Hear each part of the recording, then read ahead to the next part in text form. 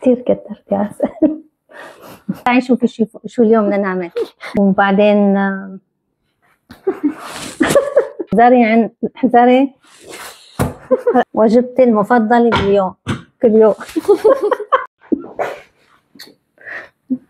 وهيك بعد التزيين خبرونا مين الأحلى؟ أنا أكيد. كتير برد اليوم، لهيك احذري شو عنا بهالبقجة. تعال نشوف شو فيه.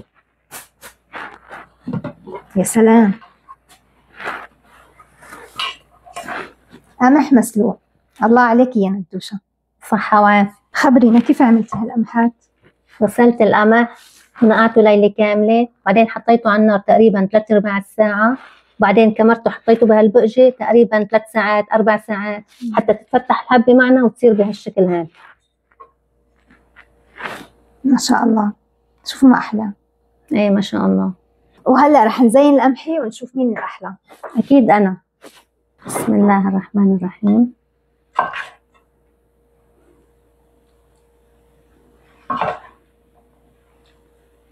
أول شي صبينا القمح. أنا بحب أضيف عسل بدل السكر. وأنا كمان رح أضيف عسل.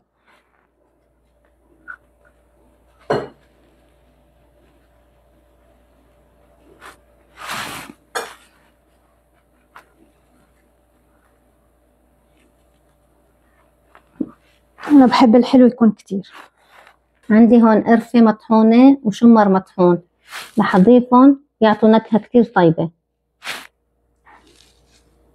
وأنا كمان رح أضيف قرفة وشمر. بتزينوا بالمكسرات اللي بتحبوها. ماما شو حتزيني؟ حابة بجوز الهند،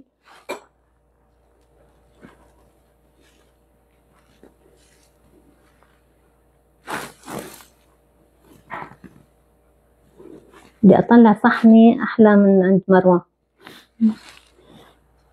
نحط فستق الحلبة،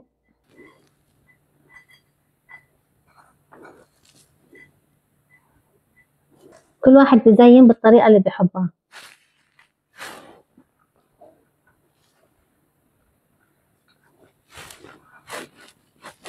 بس أنا بدي أعمل جهدي يعني يطلع حلو أحلى من عند مروة. وأنا رح أضيف اللوز.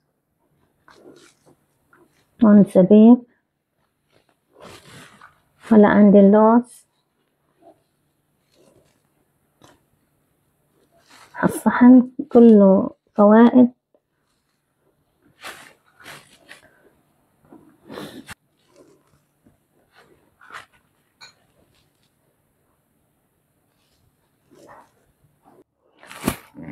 طيب شو لسه كمان؟ بنبدل نحط، بحب أحط رشة القرفة مع الشمر.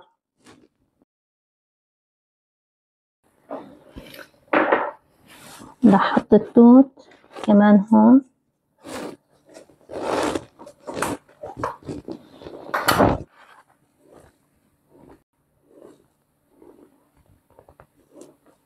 صحني أحلى، لا تقولوا لي يعني لا تقولوا لي شيء.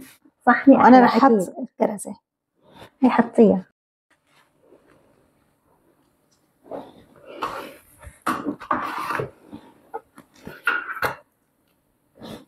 كمان شوية عسل. بدي أضيف شوية عسل كمان هون على الوش.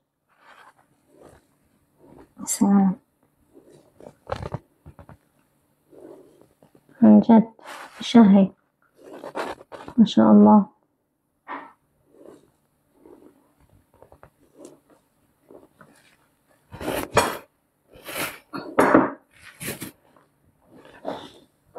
هاي وجبتي المفضلة ما شاء الله.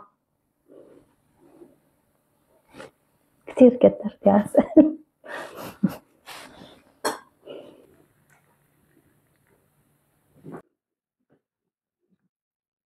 واو. وهلا يلا ندوق. بسم الله. بسم الله. كتير طيبة. ايه كتير طيبة والله. جربوها على طريقتي وإن شاء الله رح تعجبكم. أنا رح أدوق من عندك شو؟